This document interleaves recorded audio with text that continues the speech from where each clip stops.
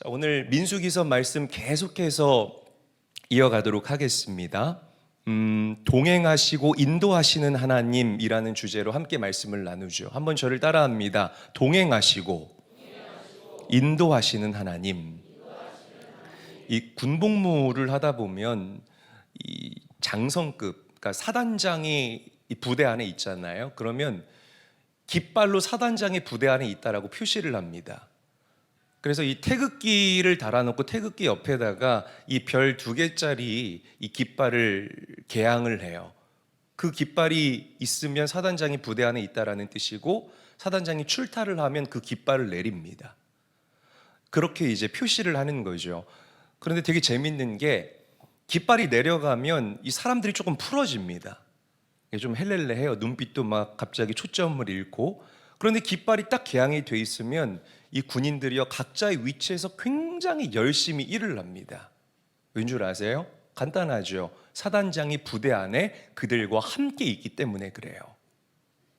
자, 오늘 본문 말씀은 이제 광야 여정을 시작하는 이스라엘 공동체에게 하나님의 임재와 동행을 가시적으로 보여주는 이제 그런 말씀입니다. 하나님께서는 내가 너희와 함께 있을게 라는 이 표현을요, 눈에 보이는 영광의 구름으로 그들에게 보여주셨어요.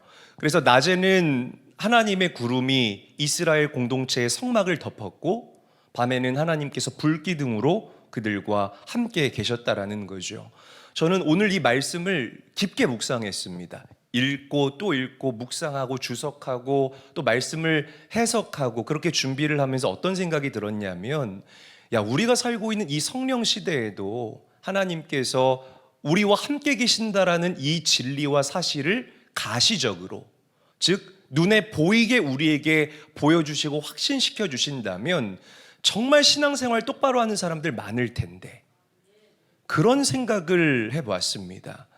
자, 오늘 이제 말씀을 통해서 우리가 하나하나 알아볼 거예요. 하나님께서 그들과 함께 하셨던 구체적인 방법이 과연 무엇이고 어떻게 그들을 인도하셨는가, 오늘 말씀을 통해서 깊이 있게 한번 알아보기를 원합니다. 자, 오늘 본문에 보게 되면 이 성막을 세운 날에 하나님의 구름이 성막을 뒤덮었다라고 성경이 이야기를 하고 있어요. 우리 민수기서 9장 15절에서부터 16절 말씀 함께 한번 읽어보도록 하죠. 한 목소리로 읽겠습니다. 시작.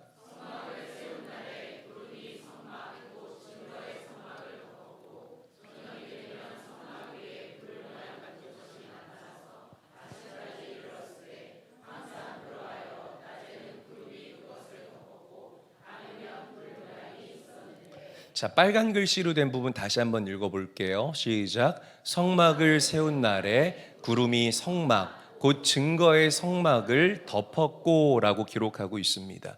그러니까 하나님께서는 높은 보좌 위에 계실 뿐만 아니라 당신의 사랑하는 그 언약의 백성들, 당신의 자녀들과 함께 계시기를 원하셨던 하나님이었어요. 그래서 그 만남의 장소를 어디로 결정하셨냐면 성막으로 결정하셨습니다.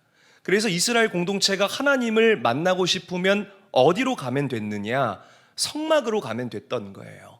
그리고 성막에서 그들이 제사, 오늘날로 표현하면 예배를 통해서 하나님과 대화하고 교제하고 교감하고 소통을 할 수 있었다라는 거죠. 그래서 이 성막을 세우는 날이면 하나님께서 성막을 구름으로 덮으셔서 내가 멀리 있지 않고 너희와 함께 있다, 너희와 동행한다, 내가 너희를 이끌고 인도하고 있다라는 이 진리를 그들에게 눈으로 확인시켜 주셨다라는 것입니다. 우리가 잘 알다시피 이 이스라엘 공동체는요, 400년 이상 동안을 애굽에서 노예 생활을 했던 그런 사람들이에요. 그러니까 얼마나 그들 마음 가운데에 피해 의식이 가득했겠습니까? 우리 성도들도 보면은요, 어렸을 때 이런 결핍이나 아니면 가난이나 불우한 환경이나 사랑을 받지 못한 그런 성도들, 이게 해결되지 않은 사람들은요, 성인이 돼서도 그 결핍이 그대로 그들의 행동이나 말을 통해서 나타납니다. 그러니까 볼 때마다 안타까울 때가 있어요. 그런 모습을 볼 때마다 저 사람 마음 가운데 성령 하나님이 들어가시면 저 문제가 해결이 될 텐데, 아마 본인들이 더 잘 아실 거예요. 내가 어릴 때 사랑받지 못했다. 혹은 내가 어릴 때 가난으로 인한 이런 물질적인 상처가 있다. 혹은 내가 학창시절에 왕따를 당했다. 아니면 내가 어떤 이 트라우마 같은 것 때문에 그런 같은 현상이 내 삶 가운데 오버랩되면 가슴이 두근거리고 숨이 턱턱 막히고 말문이 막히게 되는 그런 일들이 있다. 이런 성도들은 반드시 성령 받고 이 땅을 살아가야 합니다. 할렐루야. 왜? 성령 하나님께서 여러분들을 치료하시기 때문이라는 거예요. 우리 성령 하나님의 치료는요, 요만큼의 흉터도 남지 않아요. 그 지긋지긋하고 악몽 같은 기억이 떠오르잖아요. 막 사람들이 몸서리 치지 않습니까? 그게 몸서리 쳐지는 기억이 되지 않고 여러분들의 간증거리가 되고 여러분들의 떳떳함이 되는 놀라운 역사가 반드시 일어나게 될 줄로 믿으시기를 바랍니다. 반드시 그래요. 이게 성령 받지 못하면 이 상처가요, 여러분들 인생 가운데 열매가 됩니다. 그럼 이 열매를 누가 먹냐면 여러분들 가까운 사람들이 먹게 돼요. 내 가족들, 특히 여러분들의 자녀들이나 여러분의 남편 혹은 여러분들의 아내, 그들이 무슨 죄가 있습니까? 그러니까 성령 받지 않으면 그 열매들을 그들이 먹기 때문에 가정이 파괴가 되고 관계가 끊어지게 되는 안타까운 일들이 일어날 수밖에 없다라는 거예요. 여러분, 이스라엘 광야 40년 한번 묵상해 보세요. 그들이 얼마나 징징쟁쟁 됐습니까? 징징징징징징징징징징. 참 제가 우리 아내한테 감사한 건 우리 아내는 징징되지를 않아요. 야, 얼마나 감사한지 몰라요. 내가 뭔가 바쁜 일정이 있어 그러면은 제가 먼저 연락할 때까지 절대 연락하지 않습니다. 이게 좋은 건가요, 여러분? 절대 연락을 안 해요. 이게 참 감사하죠. 늦게 들어가도 왜 나를 이렇게 혼자 외롭게 두었느냐부터 시작해서 왜 나를 방치해뒀느냐, 이렇게 징징징징징 쟁쟁쟁쟁 이렇게 안 해. 사람을 피곤하게 안 한다는 거죠. 여러분, 이거 굉장히 큰 축복입니다. 네, 저는 바가지를 긁혀본 적이 없어요.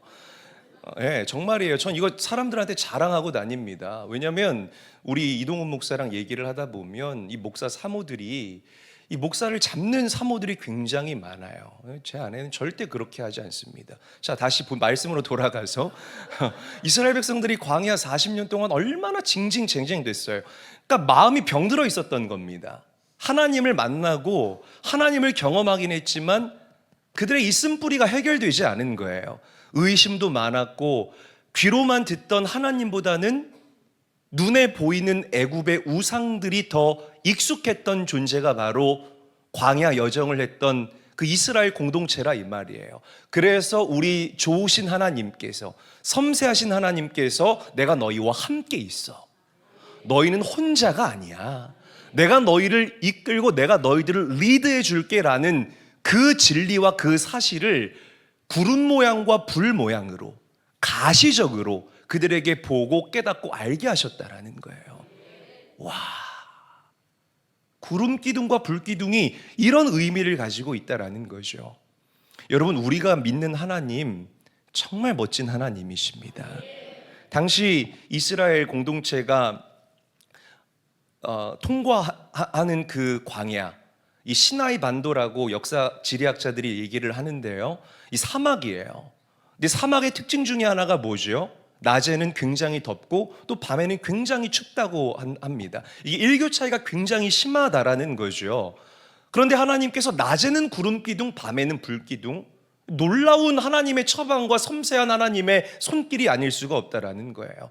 구름 기둥으로 낮에는 그 뜨거운 태양을 막아서 그들을 시원하게 해주시고, 밤에는 불 기둥으로 그들의 추운 몸을 데펴주시고 녹여주신 우리가 믿는 하나님.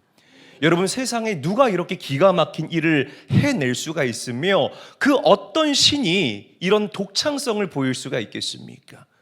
하나님 외에 그 어떤 신도 당신의 자녀들과 당신의 백성들을 이렇게 사랑하지 못한다라는 것이에요. 여러분, 우리가 믿는 하나님은 인격적인 하나님이라는 사실을 믿으시기를 바랍니다. 자, 우리 민수기 9장 17절 말씀 함께 한번 읽어볼게요. 한 목소리로 읽습니다. 시작.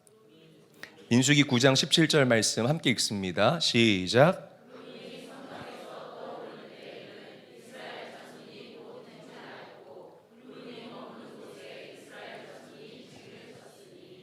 저를 한번 따라합니다. 구름이 떠오를 때에는, 크게 따라합니다. 구름이 떠오를 때에는 행진하였고, 구름이 머무는 곳에 진을 쳤다. 이 말은요, 그들이 광야를 통과할 때에 그들의 가고 서는 것을 그들 스스로가 결정한 것이 아니라 누구의 뜻대로, 하나님의 뜻대로 그들이 순종하고 따랐다라는 것을 의미하는 것이에요.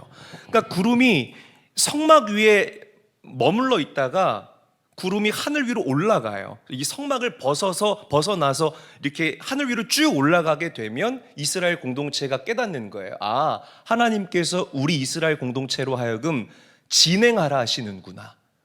그러면 이 구름이 높이 떠서 가는 그 방향으로 이스라엘 공동체가 따라서 진행하는 겁니다.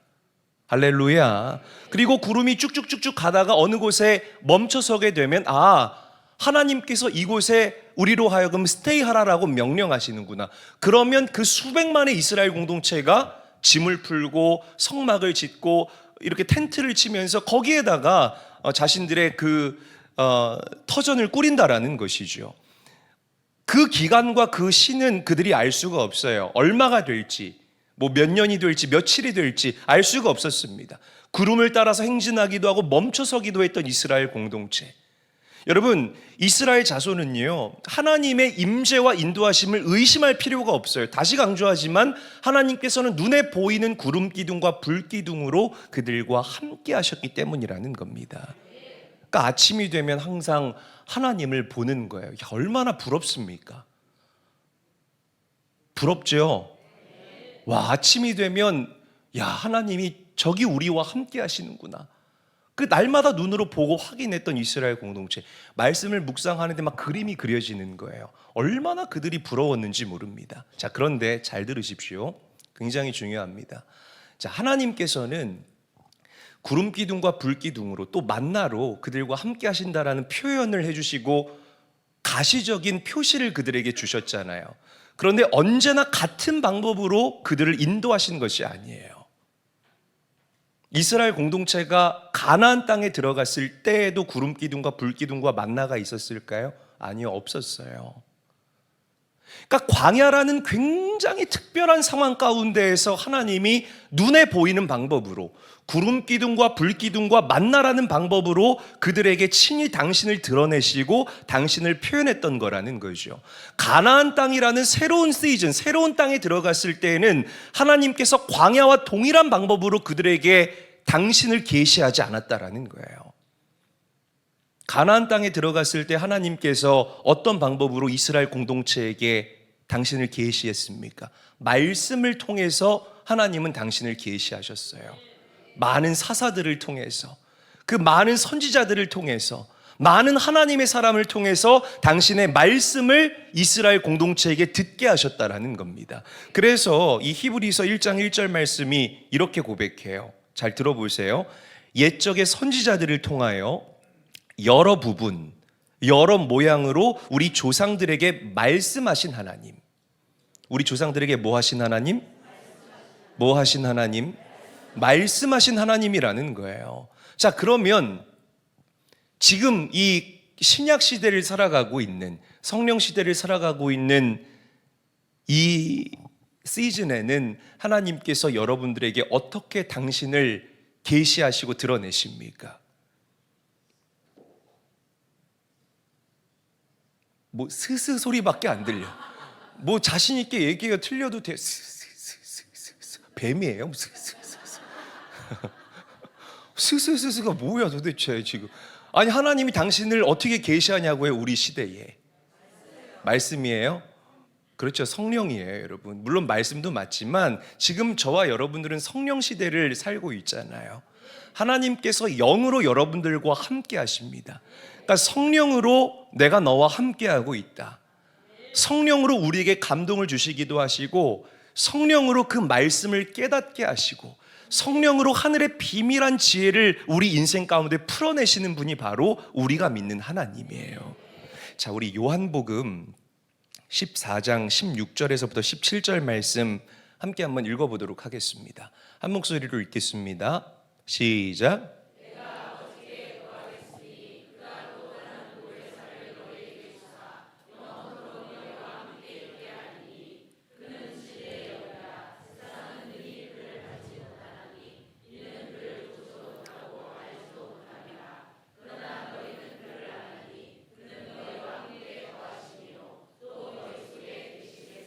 자, 첫 번째 슬라이드 보여주세요.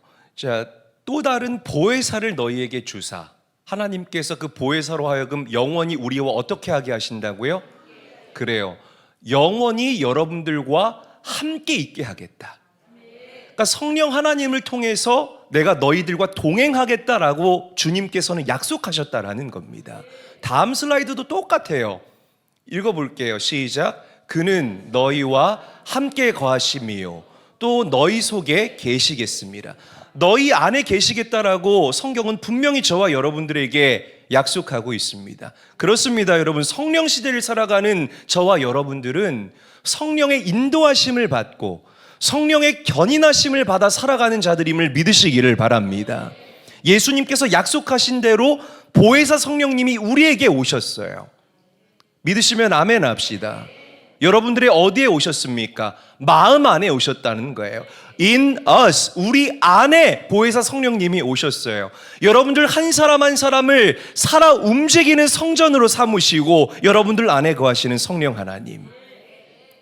그때 당시에 광야 시대에 이스라엘 공동체를 구름 기둥과 불 기둥으로 인도하셨던 그 하나님이 오늘 성령으로 동일하게 여러분들을 인도하신다는 이 진리를 믿으시기를 바랍니다. 자, 그런데 성령이 보여요? 보이는 사람 거짓말이에요. 나도 안 보이는데 여러분들 성령이 어떻게 보여요? 성령이 안 보여요? 안 보여요? 안 보이죠. 그러니까 문제는 이거예요. 야, 구름기둥, 불기둥은 눈으로 보이잖아요. 거시적인 것이 바로 구름기둥과 불기둥이었는데 우리 안에 계신 보혜사 성령님은 눈에 보이지가 않아요. 왜? 영이기 때문에 눈에 보이지를 않는다는 것입니다.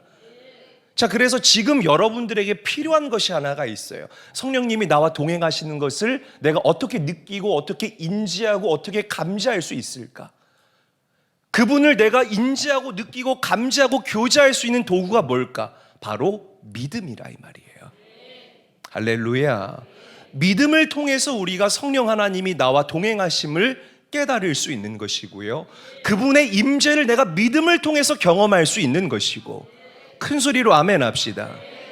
믿음을 통해서 내가 그분의 감동을 깨닫고 내 마음에 각인할 수 있게 된다라는 것입니다. 그래서 여러분들에게 믿음이 필요한 거예요. 가시적인 것에는 믿음이 필요 없어요. 그렇죠? 보고 확인하면 되니까. 지금 내 통장에 한 300 있네.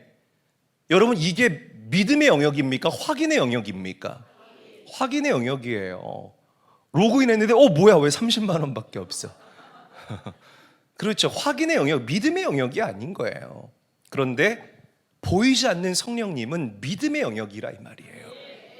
할렐루야. 그래서 내가 성령님을 느끼고 알고 경험하고 그분의 임재하심을 경험하려면 우리 제일교회 성도들에게 명확한 믿음이 필요하다. 여러분, 이 진리를 믿으시기를 바랍니다. 그래서 믿음은 내가 성령 하나님을 경험하게 하는 너무나 강력한 도구가 될 수 있다라는 것. 그래서 히브리서 기자가요, 기가 막힌 얘기를 해요. 히브리서 11장 6절 말씀. 믿음이 없이는 하나님을 기쁘시게 못하나니. 하나님께 나아가는 자, 누구를 말합니까? 오늘 저녁 안 드셨어요? 하나님께 나아가는 자가 나지 누구예요? 다시, 하나님께 나아가는 자가 누구예요? 나. 즉 여러분들은요, 그가 계신 것과 또한 그가 자기를 찾는 이들에게 상 주시는 이임을 뭐 해야 된다? 그렇죠, 믿어야 된다. 뭐 해야 된다? 믿어야 한다. 이게 히브리서 기자가 저와 여러분들에게 증거하는 하나님을 경험하는 방법 중의 방법이라는 사실을 믿으시기를 바랍니다. 너무 쉽죠?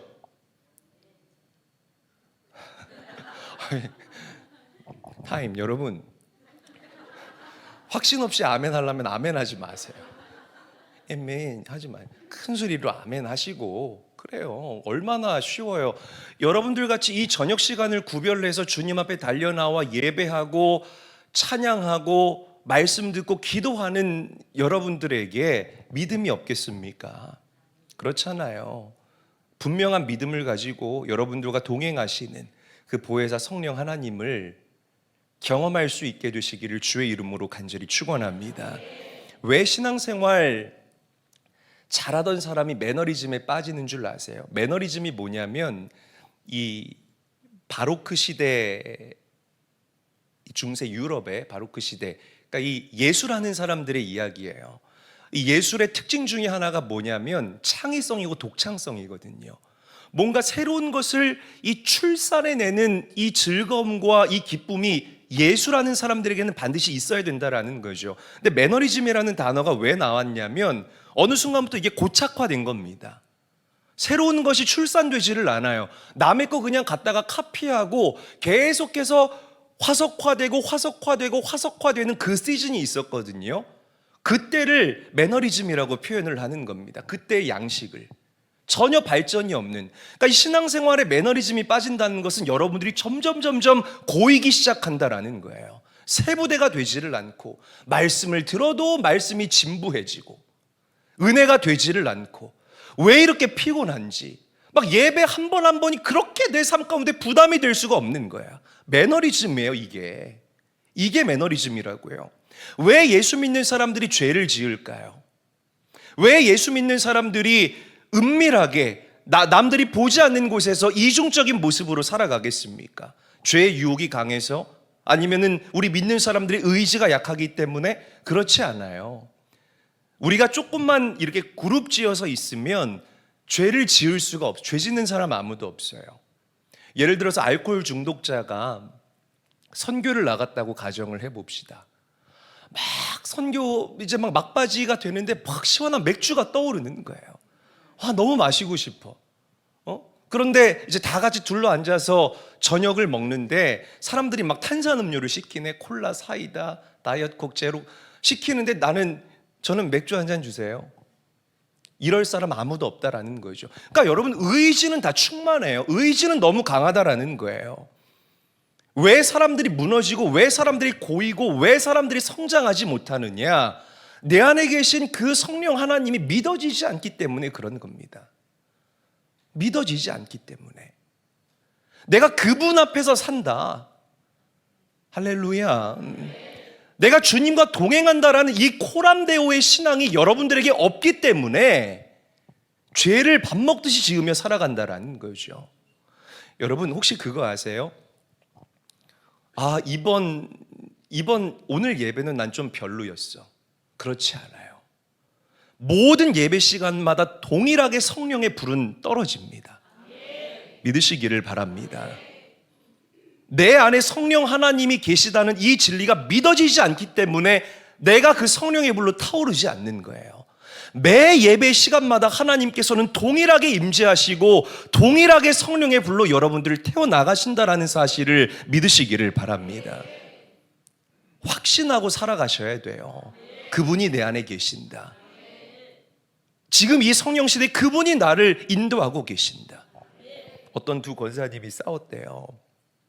왜 싸웠냐면 한 권사님이 자꾸만 나 없는 데서, 우리 교회 얘기 아니에요 여러분, 나도 들은 얘기예요. 나 없는 데서 자꾸만 내 얘기를 하고 나를 자꾸 씹는 거야. 그래서 막 이제 너 원수는 외나무 다리에서 만난다고 이제 만난 거예요. 그래가지고 막 이렇게 막 있는 욕 없는 욕을 다 쏟아부은 겁니다. 어머 자기야 왜 이렇게 소리를 질러? 나 귀 안 먹어서 나긋나긋하게 좀 말해. 야, 나긋나긋은 무슨 나긋나긋이야? 왜 내 없을 때 내 얘기를 내가 오징어에 날 왜 이렇게 씹어대? 난리가 난 거예요. 그러니까 이게 막 교회 안에서 보기가 좋지를 않잖아요. 그러니까 뒤에서 멀찌감치 보고 계시던 한 집사님이 권사님 참으세요. 막 아나 무인인가 막 얼마나 그동안 속상했으면 이 안에 있는 걸 다 막 쏟아내는 거예요. 얼굴도 험상궂게 생겼대. 막 쏟아붓는 겁니다. 이 집사님이 안 되겠어서 아니 권사님 하나님이 보고 계세요. 그래도 막 귀에 들리지도 않고 막 쏟아내는 거예요. 그러니까 뒤에서 장로님이 이렇게 보시더니 이 권사님한테 이렇게 얘기를 했대요. 권사님 저 CCTV 돌아가. 그랬더니 권사님이 딱 멈추더래요. 다음에 해야지. 그러니까 여러분 하나님보다 CCTV가 더 무서운 그런 세상이라는 거죠. 여러분 주님이 내 안에 계신다. 그리고 주님이 나의 길을 인도하신다라는 이 진리를 오늘 여러분들의 믿음을 발휘하시고 발동하셔서 붙잡게 되시는 은혜가 가득 임하게 되시길 주의 이름으로 간절히 축원합니다. 구름 기둥, 불 기둥으로 이스라엘 공동체를 인도하셨던 그 하나님, 그분이 지금 내 안에 계시고 나의 앞길을 디자인해 나가고 계시고 나를 밀어주시고 나를 끌어주신다. 이 믿음이 있는 사람이 진짜 성령의 사람이라는 진리를 믿으시기를 바랍니다. 그래서 사도 바울이 얘기를 해요. 로마서 8장 14절 말씀에 무릇 하나님의 영으로 인도함을 받는 그들은 곧 하나님의 아들이라. 여러분들이 이 말씀의 주인공이 될 수 있기를 예수님의 이름으로 간절히 축원합니다. 자, 그렇다면 누가 성령의 인도를 잘 받을 수 있을까? 우리 민수기서 9장 18절에서 19절 말씀 함께 읽어보죠. 함께 읽겠습니다. 시작.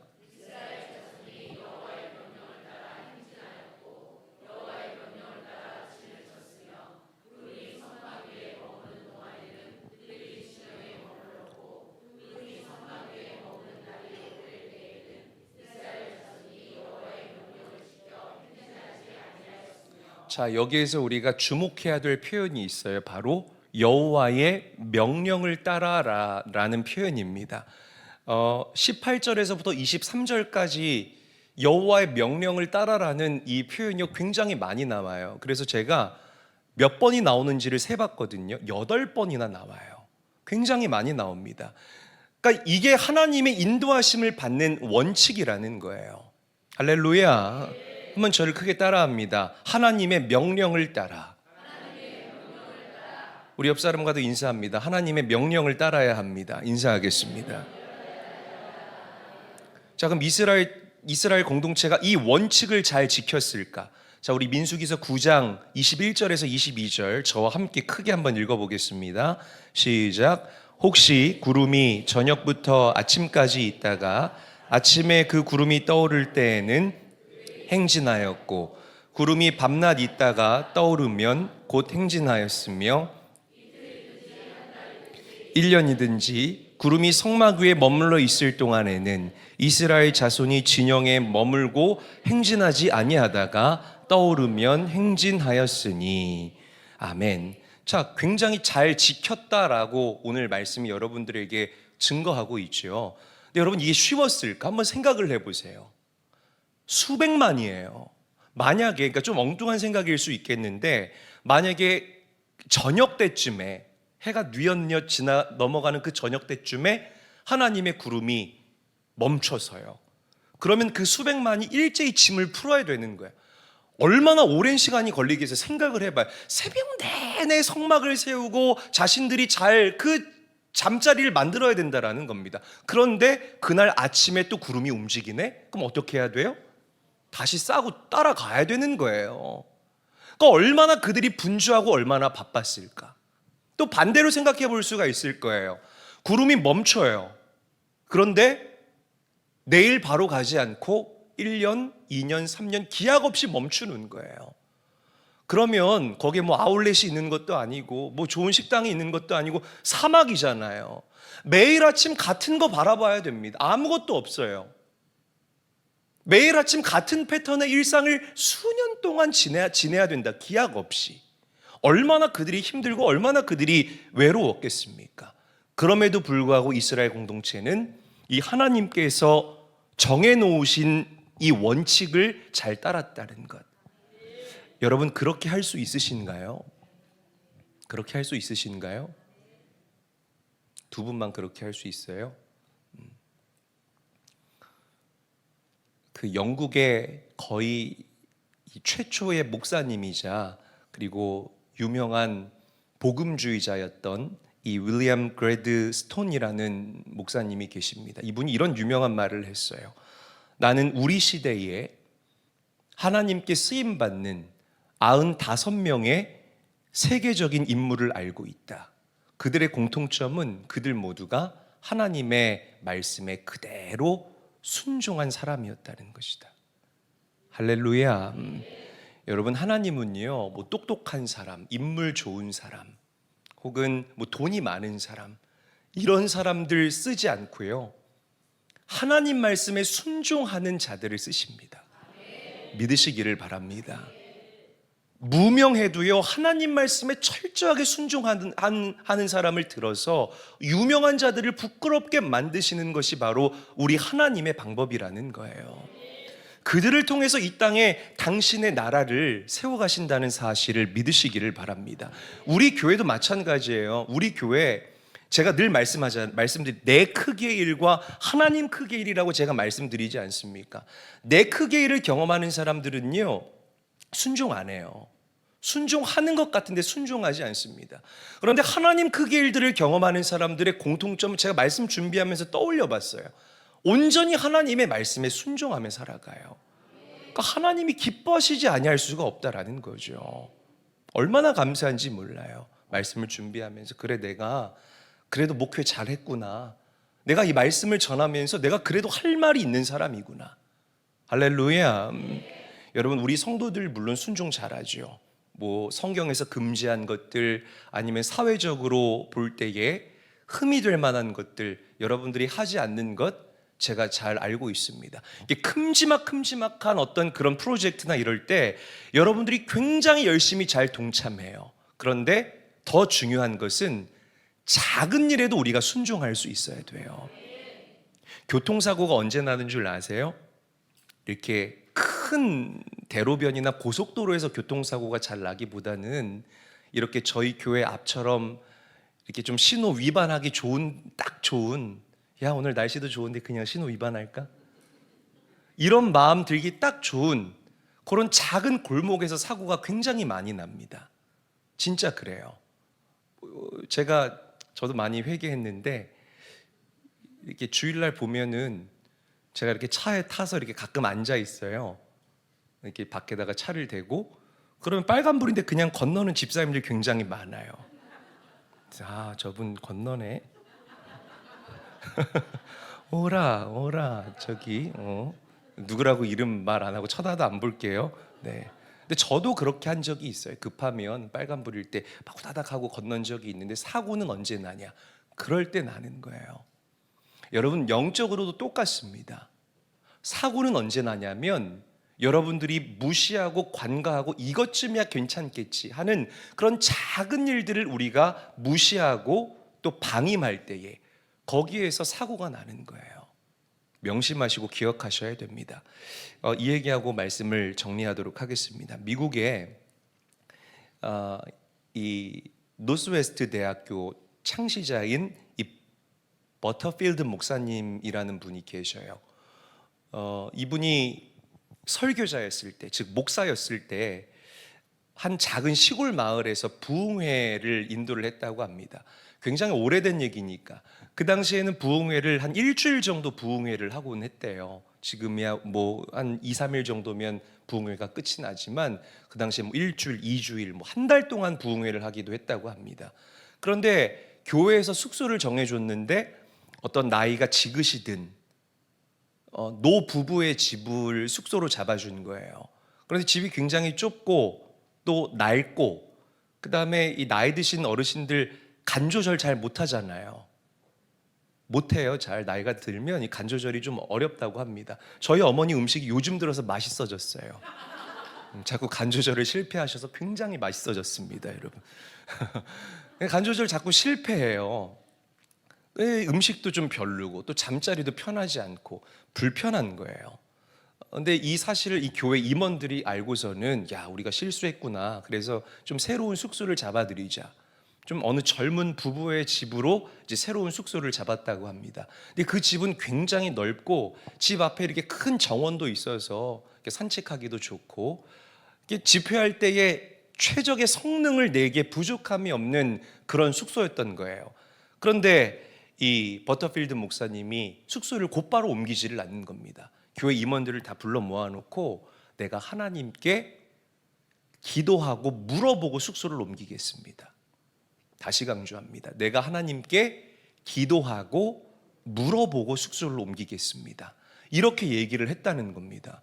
그러니까 이 교회 임원들이 그러는 거예요. 아니 목사님, 뭐 이런 작은 일까지, 무슨 일까지? 그렇죠. 뭐 이런 작은 일까지 하나님께 물어봅니까? 그냥 옮기시죠.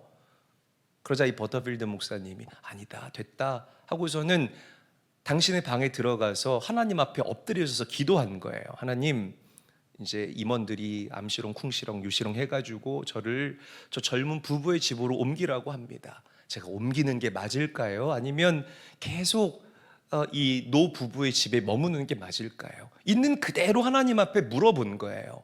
그런데 기도하는데 바로 이 버터필드 목사님 안에 계신 성령 하나님께서 감동을 주시는 겁니다. 누가복음 10장 7절 말씀, 그 집에 유하며 주는 것을 먹고 마시라. 이 집에서 저 집으로 옮기지 말라라는 명확하고 분명한 감동을 말씀으로 목사님에게 주신 거예요. 그래서 목사님이 됐다, 내가 이미 여기에다가 여장을 풀었는데 뭐하러 나의 이 숙소를 옮기겠느냐, 나 그냥 여기서 좀 불편해도 여기 노부부랑 같이 좋은 얘기하면서 삶의 지혜를 또 배울 수 있지 않겠느냐, 여기서 내가 집회하는 내내 좀 머물겠다. 그런데요, 놀라운 일이 일어났어요. 그 교회 임원들이 잡은 그 젊은 부부, 젊은 가정의 집에 장티푸스 환자가 발생한 겁니다. 지금이야 장티푸스가 사실은 뭐 이렇게 큰 질병이 아니지만 그때 당시에 장티푸스가의 전염성이 굉장히 강해서 이 집을 다 이렇게 폐쇄할 정도로, 마을 전체를 폐쇄할 정도로 굉장히 큰 질병 중에 하나였다고 해요. 그래서 그 젊은 부부의 집을 다 이렇게 폐쇄해 버린 거예요. 그러니까 여러분 보세요. 만약에 이 버터필드 목사님께서 하나님께 묻지 않고 그냥 바로 이 젊은 부부의 집으로 숙소를 옮겼다면 어떻게 됐을까요? 집회고 뭐고 못했겠죠. 한 달 동안 그 집안에 갇혀가지고요, 아무것도 못했을 거라는 겁니다. 그런데 작은 일이지만, 별거 아닌 일이잖아요.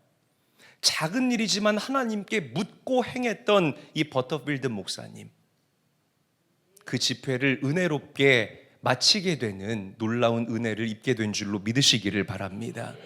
여러분, 이게 좀 훈련이 됐으면 좋겠습니다. 작은 일이어도요, 그냥 급하다고 해서 독단적으로 여러분들이 결정하는 것이 아니라 하나님께 묻고 행하는 여러분들. 제가 말씀드렸잖아요. 그날 저녁에 구름이 멈추면 짐을 다 풀었다가 그날 아침에 구름이 움직이면 다시 그들은 짐을 쌌어야 됐어요. 사실 효율적으로 따져보면 이게 굉장히 비효율적인 일이라는 것입니다. 그러나 이스라엘 공동체는요, 이 원칙대로 행했어요. 그랬기 때문에 그들이 광야 40년을 지나면서 그들의 의복이 해지지 않았고요, 그들의 발이 부르트지 않는 그런 하나님의 은혜를 힘입게 된 줄로 믿으시기를 바랍니다. 물어보셔야 돼요, 여러분. 물어보시라는 거예요. 때로는 뭐 마음 상하는 일이 있어도요, 하나님께 물어보시고 행하셔요. 우악하고 쏟아내지 마시고요, 물어보시라는 겁니다. 기도로 중화시키라는 거예요. 하나님께서 반드시 여러분들에게 깨닫게 하시고 알게 하시는 놀라운 일들을 우리가 경험하게 될 것입니다. 하나님의 인도함을 받는 영적인 열쇠라는 것. 자, 말씀을 맺겠습니다. 과거에 광야길을 가는 이스라엘 자손들 인도하실 때 구름 기둥과 불 기둥으로 인도하셨다. 성령 시대를 사는 저와 여러분들을 하나님께서는 보혜사 성령님으로 인도하고 계신다. 그 성령님을 확신할 수 있는 강력한 영적인 도구는 우리 성도님들의 믿음이다.